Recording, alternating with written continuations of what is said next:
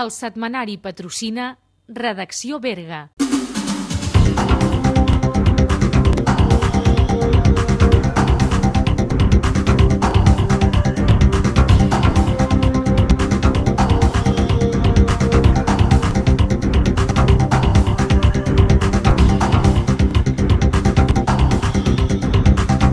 Més de 360.000 euros s'han invertit en la restauració de les pintures murals de la primera planta del Palau de Pinós, a Bagà.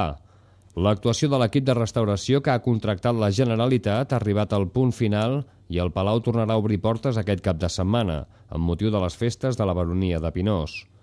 Amb el treball dels darrers mesos s'hauran recuperat les pintures de 3 de les 5 sales que contenen pintura mural. Ara, l'Ajuntament invertirà 240.000 euros més per continuar amb altres tasques de restauració i millora de l'edifici.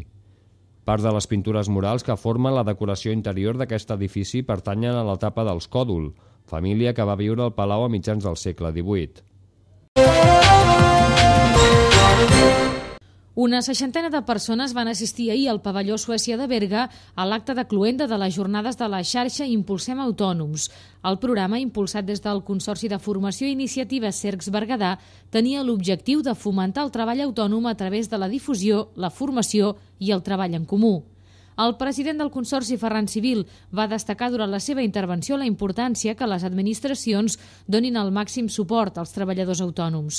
En aquesta línia es van expressar també les diputades berguedanes Montserrat Ribera i Judit Carreras, que també van ser presents a l'acte de cloenda juntament amb el president del Consell Comarcal del Berguedà, Sergi Roca. La situació actual del treball autònom va centrar el discurs de cloenda de la conferència que va pronunciar el president de la Confederació d'Autònoms de Catalunya, Salvador Duarte. El camp de gespa artificial de Berga està sent aquests dies el punt de trobada dels nens entre 6 i 14 anys que s'han inscrit al primer campus de futbol de Berga, que ha començat aquesta setmana amb un primer torn que s'acaba demà divendres. En total seran una 90 els inscrits que disfrutaran d'aquesta activitat d'aprenentatge esportiu fins al 24 de juliol, quan finalitzi el segon torn.